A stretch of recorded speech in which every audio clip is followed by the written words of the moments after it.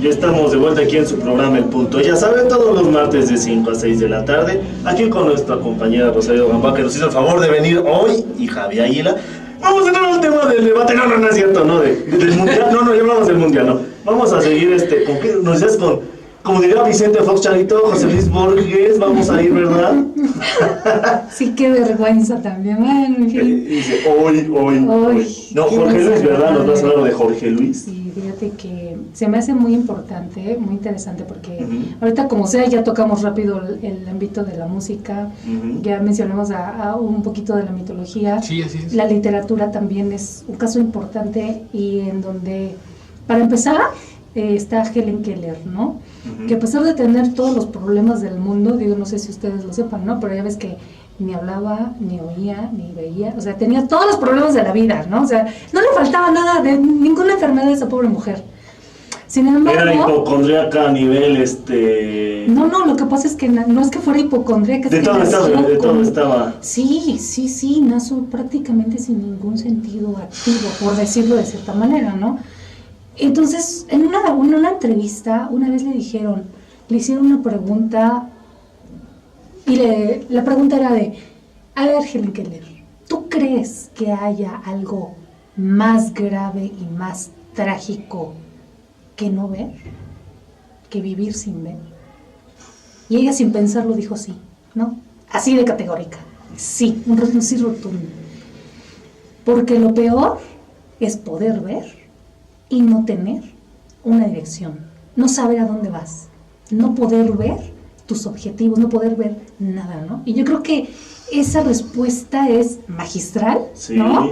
Y es muy cierta, ¿no? Como seres humanos a veces no tenemos, como que no concretamos nuestros planes, ahorita en referencia a lo que decía también Javier, ¿no? Nos pone una pared y decimos, no, pues es que no se puede, ¿no? ¿Cómo la escalo? ¿Cómo subo, no? Sí. O sea, cualquier cosita, cualquier barrera se nos hace algo inmenso y algo imposible, y ya de antemano nos damos la vuelta y decimos no. Lo evadimos. ¿No? Exactamente.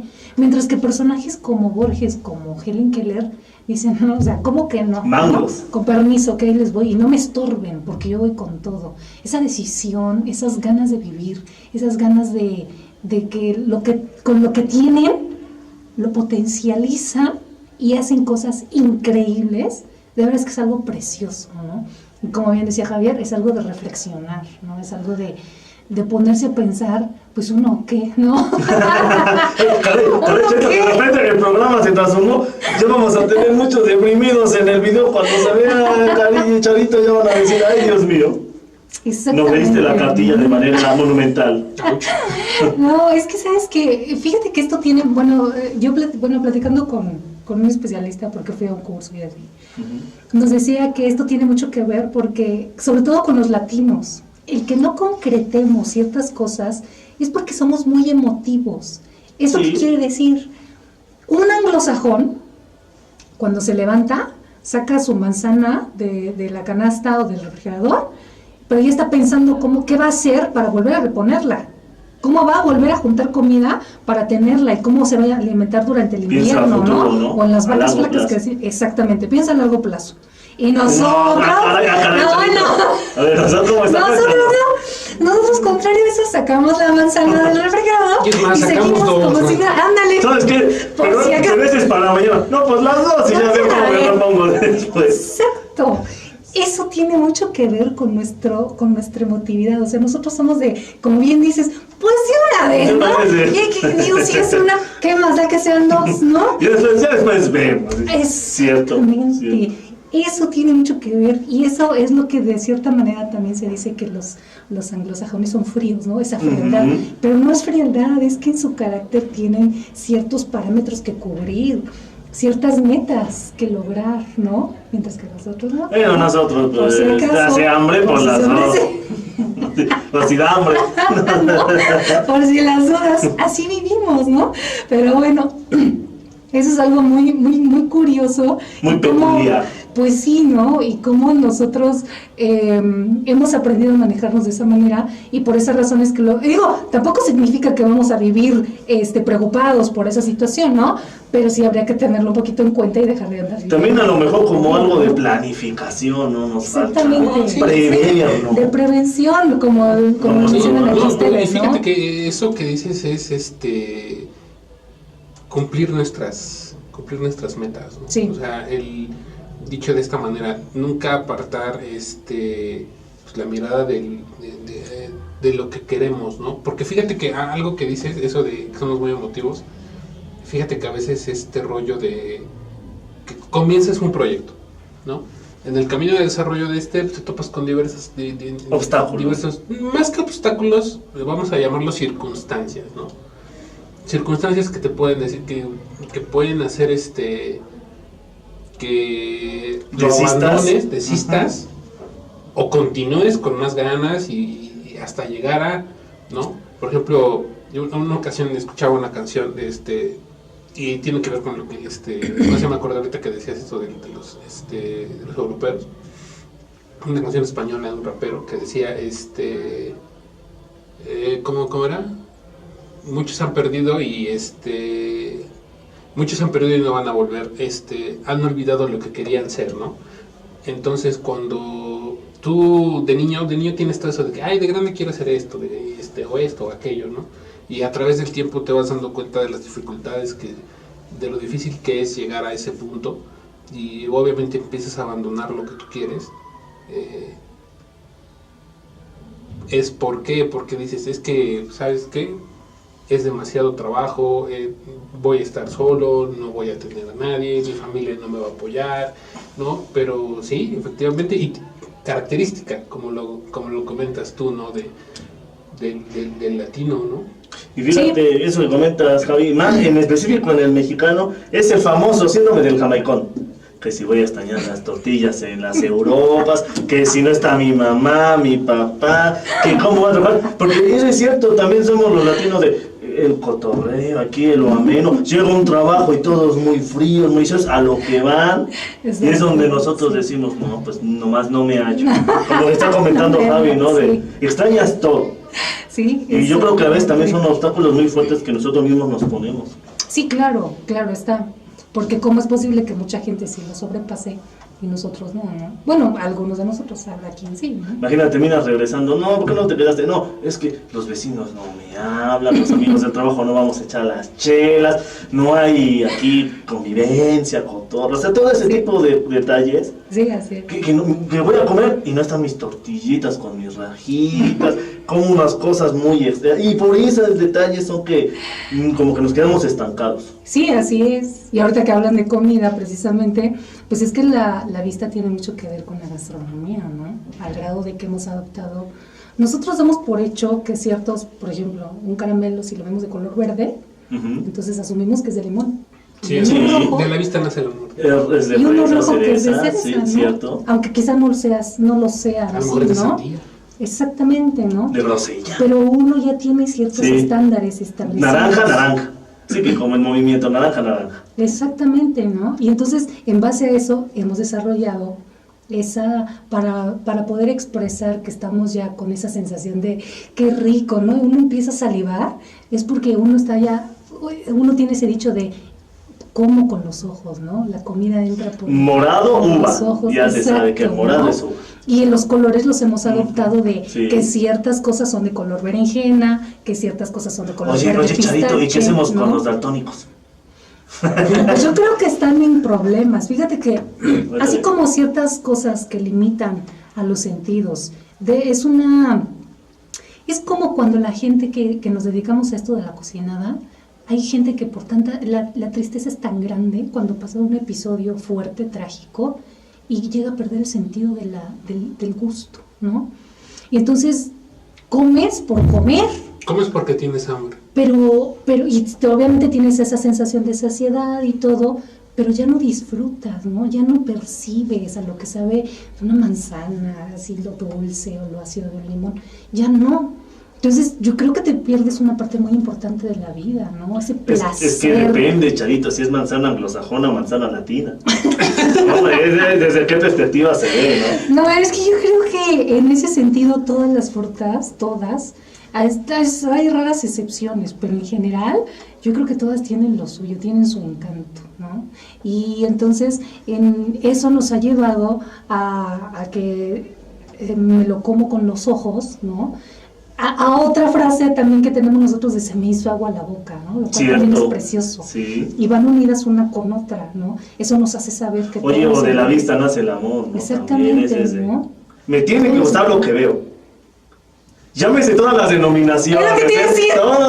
Usted interprételo, querido, mi querido amigo de Facebook. En todas sus denominaciones. Usted me tiene que gustar lo que veo. Pero adelante, Charito, proseguimos, ¿verdad? Pero, de lo que usted guste, mande No, es que de veras contigo. No, pues, antes de que la gente... No puede ser. Como quedan los super lamas, no. Es que antes de que la gente diga, ah, caray, ¿a qué se refirió? ¿De qué están hablando? Todas las ¿Pero denominaciones. sentido cultural? ¿En qué momento? ¿Cómo pasó? Ya lo dijeron los futbolistas de la selección, ¿no? No. Pero adelante, Charito. Proseguimos con este cotorreo qué monumental. barbaridad. Bueno, está bien. Pues entonces, bueno, ahora ya les voy a... Lo que decía hace rato Javier, de que la gente ya no... que no tiene el sentido de la vista, como que se enfoca, o ya no tiene ciertas limitantes y todo eso, ¿no? Fíjate que al concentrar su atención en el lenguaje verbal, entonces como que de cierta manera ya no se distrae en todo lo que es imágenes, en todo lo que es vista, colores, en fin, ¿no? Y entonces eso ha desencadenado... Sí, desarrolla un nivel de enfoque mucho más alto, ¿no? Exactamente, y muchos de ellos se han vuelto filósofos, muchos de ellos se han vuelto escritores. Y el nivel de ¿no? concentración es más alto, me imagino, ¿no? Exactamente, muchos de ellos han desarrollado todo ese conocimiento, esa pasión, y lo han volcado en un libro, ¿no? En este caso, por ejemplo, fíjate que también, antes de que se me vuelva a olvidar, Aristóteles decía que la vista nos da la racionalidad, ¿no? Para él, una persona que no veía no era racional del todo, ¿no? Si bien es cierto que los griegos eran completamente discriminativos, ¿no? Sí. Pero bueno, al final de cuentas, ¿en qué se basaba eso? Él decía que una persona que no ve, y eso lo plantea José Saramago en uno de sus obras, en un libro que tiene acerca de la ceguera, en donde nos plantea la pregunta de ¿qué pasaría si toda la humanidad perdiera el sentido de la vista? Se hace un caos y una ¿Qué desesperación. pasaría, no? Entonces, después de plantearnos muchas cosas y cómo va evolucionando la enfermedad, porque además es el primer ejemplo de la ceguera blanca, que es como estar entre nubes, no es en una oscuridad negra, ¿no? Como la ceguera que conocemos o que nos pueden describir ciertas personas, ¿no? Él propone la ceguera blanca, que es así como una neblina que no te permite ver, ¿no? Pero bueno, entonces, en ese sentido es que él dice que si toda la humanidad perdiera el sentido de la vista, al no sentirnos observados, entonces perderíamos toda vergüenza. Haríamos cosas que no haríamos, por ejemplo, ahorita, ¿no? De ciertas conductas que nos mantienen al margen, de faltar al respeto, de cosas así.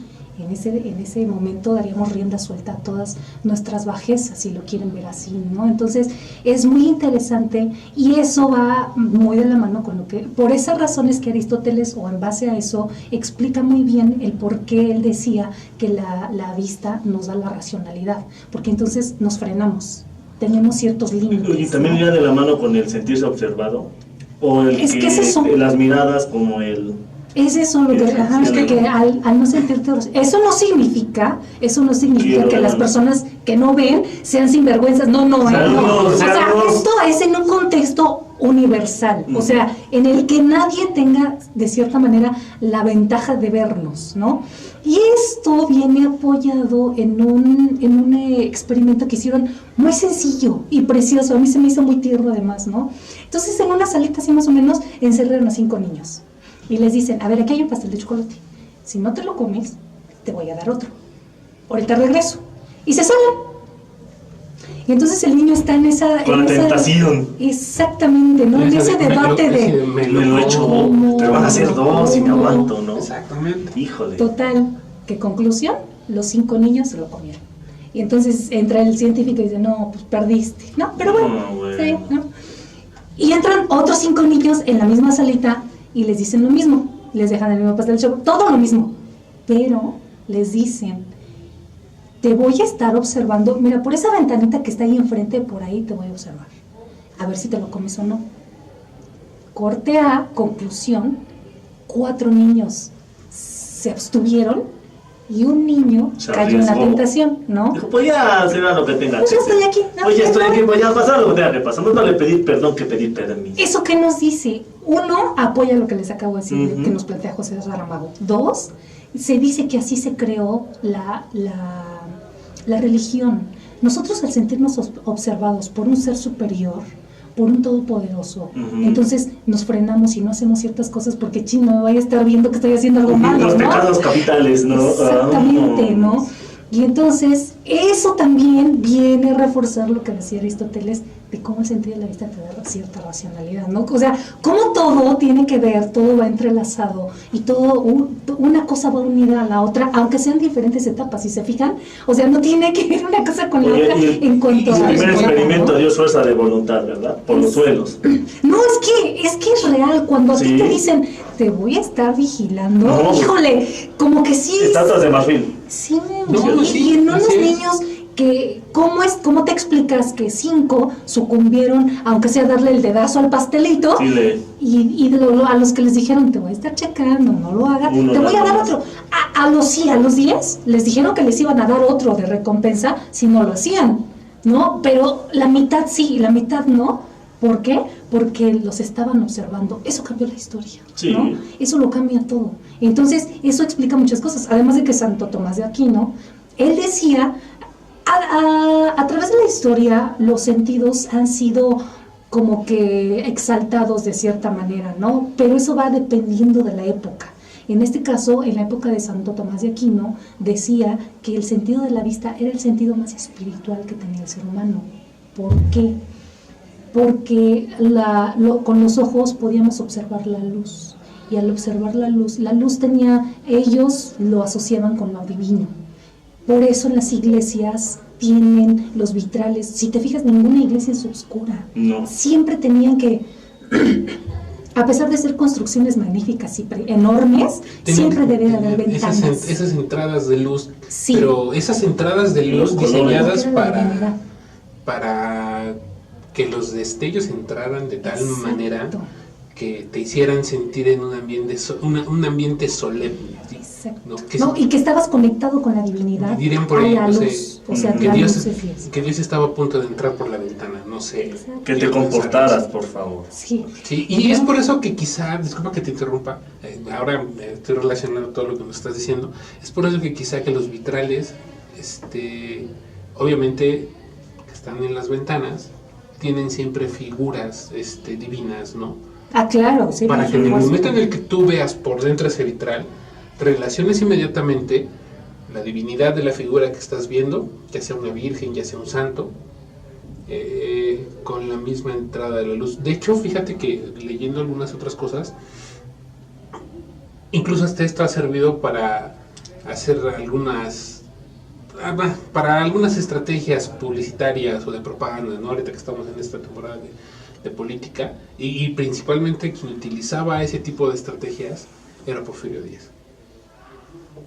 Él, al dar anuncios o comunicados, buscaba los lugares adecuados, los lugares que la luz pegara por la parte de atrás, a manera que cuando la gente lo viera tuviera como cierto resplandor, ¿no? Exactamente, ¿no? Tuviera ese cierto resplandor, sí. ¿no? O sea, eran pequeños trucos. Exactamente.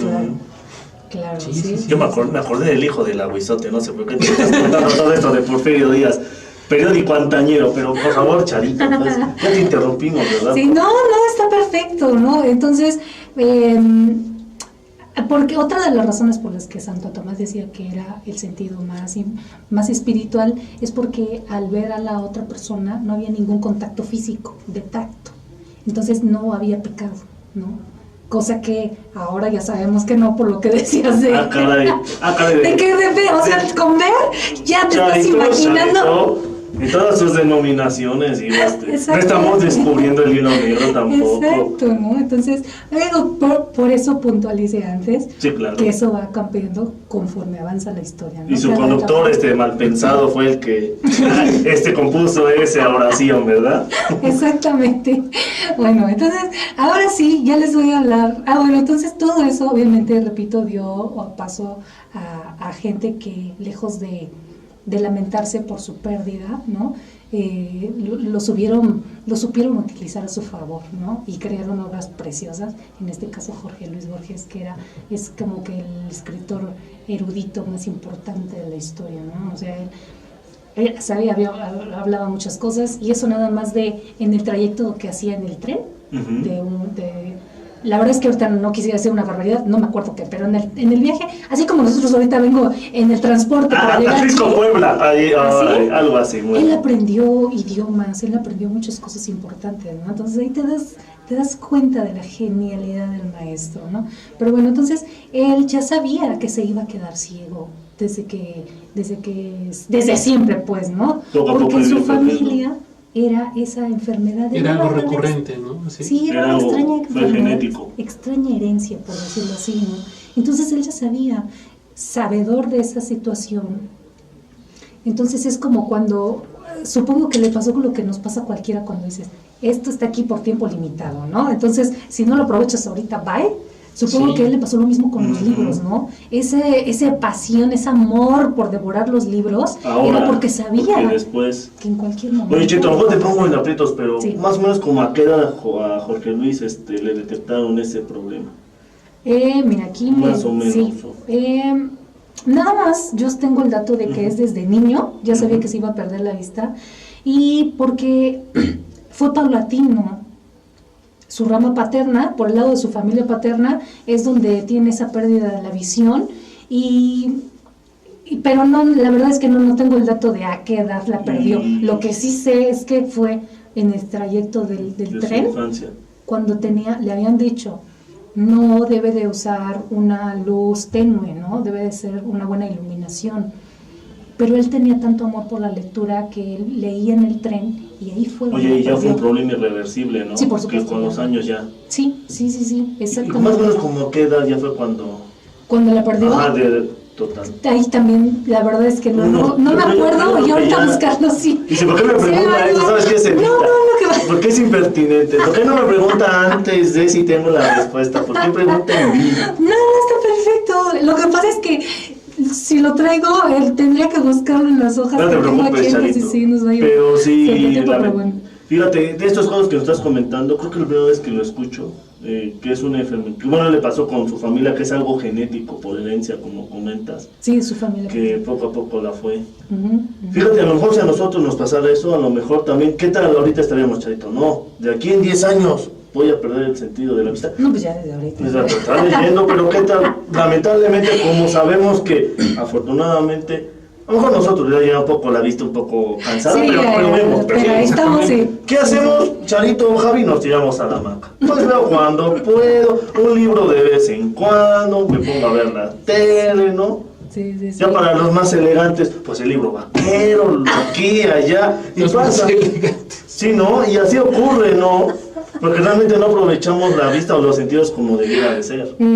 Así es. Sí, así es. Bueno, comentarios tan elegantes. Sí, pero fíjate que él escribió una de sus poemas, les voy a leer un fragmento. Esto sí, se los voy a leer textual porque se me hace bastante valiosa la información, ¿no? Y entonces cuando él se entera de esta situación que le va a pasar, él escribe: en todo caso, estoy hablando en mi nombre, en nombre de mi padre y de mi abuela, que murieron ciegos sonrientes y valerosos, como yo también espero morir. Se heredan muchas cosas, la ceguera, por ejemplo, pero no se hereda el valor. No, es que el maestro, de veras, no por nada es lo que es, ¿no? Es que imagínense también, si lo dimensionamos, cada día de tu vida te vayas quedando o vayas viendo menos, y tú ya sabes por qué, sabes la causa. Por ejemplo, y ya cuando perdió la vista, sí. Exactamente. Esto que le leí, lo escribió antes de perderlo, cuando él sabía que esto iba a suceder, ¿no? Cuando la pierde, escribe otra cosa preciosa. Bueno, si me permiten, se lo leo. Sí, adelante, Bueno. Charito. Entonces dice: nadie rebaje a lágrima o reproche esta declaración de la maestría de Dios, que con magnífica ironía me dio a la vez los libros y la noche. De esta ciudad de libros hizo dueños a unos ojos sin luz, que solo pueden leer en las bibliotecas de los sueños. ¿No? O sea, qué preciosa manera de decir, no, aquí no hay lamentaciones, aquí no hay pobrecito, a mí no me estén pobreteando. Describir nada más Y la dos, situación. ok, no puedo leer los libros, pero todo lo traigo aquí, ¿no? Todos mis recuerdos, esos son mi biblioteca interior. Y todo lo que yo aprendí, ahí está. Y eso, nadie me lo quita. Oye, ¿y eso sabes por qué? Oye, a lo mejor era de visión anglosajona, Jorge Luis, porque hubiera sido latino como contamos, Charito hubiera sido, no, que por qué voy a perder la vista, ay de mí. Sí. Pero, Y sí pasa, ¿eh? Y ya nada más para terminar, les comento, les leo otra cosita que se me hace también muy valiosa, porque él a su estilo nos hace saber que enfrenta su condición con la gallardía que lo caracterizaba, y muy a su estilo, ¿no? Entonces, lejos, repito, de andar lamentándose, lo transforma en un arte, ¿no? Que es su escritura, su hermosa manera de escribir, ¿no? Entonces dice: de todas las cosas que me han sucedido, creo que la menos importante es haberme quedado ciego. Un escritor o todo hombre debe pensar cuanto le ocurre es un instrumento. Todas las cosas le han sido dadas para un fin, y esto tiene que ser más fuerte en el caso de un artista. Todo lo que pasa, incluso las humillaciones, los bochornos, las desventuras, todo eso le ha sido dado como arcilla, como material para su arte. Tiene que aprovecharlo. No sé ustedes, pero a mí me fascina esta manera de decir lo que decíamos, los obstáculos hay que utilizarlos a tu favor. Sí, lo que tú claro. crees que son obstáculos, ¿no? Todo lo que vas a enfrentar, hazlo una herramienta. No él dice. lamentarse toda la vida, ¿no? Hazlo como arcilla, trabájala y haz algo hermoso de aquello que tú crees que fue una tragedia. Y ese ¿no? instrumento aprovechalo hasta donde se pueda, Potencializa. ¿no? Ajá, potencialízalo, güey. Y desde antes, ¿no? Antes de tiempo ya estás. Sí. Como que te estás predestinando. Exactamente. Lamentablemente. Sí. Entonces, como dice Helen Keller, lo más triste de ver es no tener una visión en la vida, ¿no? Eso es lo más trágico. Sí. El no ver eso como sea. Y sí, aquí está el claro ejemplo, ¿no? No tener Pero no tener una visión en la vida viendo, sí. no, es que de veras eso no tiene nombre. Híjole, eso ya es de groserías y Sí. todo el glosario, ¿verdad? Así Vamos. es. Sí, así es. Así es. Charito, muchísimas Charito, gracias muchas gracias. por tu tema. No, gracias Quedamos a con Javi ustedes. que ibas a dar sus 3 minutos para Sí. su tema. No, Sí, no. pero también puedes participar, Charito. Mientras no nos corran. Mientras no nos corran, pero gracias, Charito, por Sí. estar aquí también. Y te vamos a dejar descansar la próxima semana, como debe de ser. Ya me están trayendo a cada rato. No, Déjenme- encantada. Ustedes invítenme. pero muchas gracias, Charito. Nosotros te Ningún invitamos. problema. Vamos con nuestro compañero Javi. ¿Qué Creo que tema sí. nos traes? Perdón, Sí, te- No, así es. sí. Digo, lo que sí es que ya saben que si me invitan casi dices, tú le dejo sus 3 minutos, ¿no? Sí, no. Pues es que Qué también pena. estuvo, Charito. No. Iban a ser 2 y Bueno. seguimos hablando. No, no es cierto. Adelante, Javi, por Sí, favor. Bueno, ahora sí que vamos a pasar a lo que es la temática de prevención de desastres. Voy a hacer un comentario respecto al tema que acabamos de trabajar. Muchísimas ocasiones no vemos el lugar en el que vivimos, ¿no? Pasamos toda la vida sin percibir muchísimas cosas, ¿no? Solamente hasta que llegan sucesos o situaciones en las que nos mueven completamente nuestro entorno, mueven nuestra realidad, es que aprendemos a percibir las cosas de otra manera, ¿no? De la misma manera, así como lo acabas de comentar, con la visión, ¿no? Ese suceso tan, ay, no encuentro la palabra, tan grande, y ahora imaginemos lo mismo, pero en la temática de los desastres naturales, ¿no? Yo creo que la primera vez que yo sentí un temblor era niño, ¿no? fue por ahí del 99. Uh-huh. ¿No? Bueno, no, como si estuviera con Dios. No, yo también lo sentí. Es que son contemporáneos, Sí, ¿no? somos contemporáneos. Fue por ahí de 1999 uh-huh. cuando yo sentí un sismo por primera ocasión. Me encontraba en mi casa, acababa de llegar de la escuela, teníamos una pecera en ese entonces. Como recuerdo que llegué, me senté, prendí la tele y de repente empecé a sentir que yo dije, estoy mareado, es el sol. Y después vi como la pecera se empezó a sangolotear de un lado a otro, algunas cosas empezaron a moverse, casi al punto de caerse. Entonces, pues, esa fue la primera ocasión que sentí un sismo. Fue la primera ocasión que me puse a pensar en que la Tierra se puede mover, ¿no? En que puede pasar algo. Y si mal no recuerdo, fue la primera ocasión en que empecé a escuchar sobre lo que había pasado en 1985, ¿no? Empecé a escuchar comentarios de la gente que decía, oye, ¿y tu casa está bien? ¿Y habrá pasado algo en México? ¿Habrá pasado algo en Puebla? Mis padres fueron a vernos inmediatamente.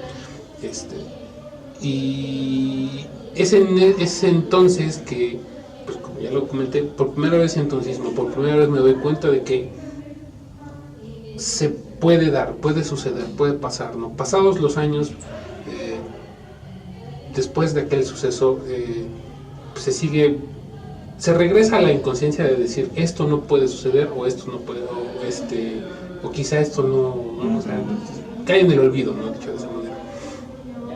Y pasado el 19 de septiembre del año pasado, es que nos volvemos a recordar, y digo volvemos porque yo creo que fue así con muchísimas personas, que puede temblar, ¿no? A través del tiempo y estando en este rollo de lo que es prevención de desastres, he empezado yo, y de manera muy personal, a darme cuenta de que muchísimas cosas son posibles, que no sucederán en el momento en el que, o sea, no hay un aviso previo para que esto ocurra, es una cosa muy distinta, ¿no? A lo que voy con todo esto es que estas realidades que suceden, hablando de un sismo, hablando de un huracán, hablando de la erupción de un volcán, como lo estamos viendo en este momento en Guatemala, se me fue el nombre. Sí, entonces, nos hace pensar que debemos estar preparados, prevenidos para saber qué hacer en caso de que esto suceda. Pero lo más importante de todo, y esto lo digo en base a que debemos tener el cuidado, debemos tener el cuidado de tomar las precauciones adecuadas para saber distinguir qué información es cierta. ¿Por qué hago este comentario? Porque alrededor de todos estos desastres, antes, durante y después de que ocurren, siempre se genera muchísima información, ¿no? Información que puede ser real, que puede ser falsa, que puede estar magnificada por el miedo que se está sintiendo en ese momento. Oye, saludos a Alex Bachman, ¿no? Alex Bachman, ¿verdad? Así es, que te ha tenido latinado. No, hombre. Entonces, a lo que voy, y es que creo que es importante aprender a revisar estas fuentes de información, ¿no? Y lo digo ya en un plano muy general. ¿Por qué? Porque no sabemos a ciencia cierta, y lo hemos escuchado más de una ocasión en este espacio, que los sismos no se pueden predecir.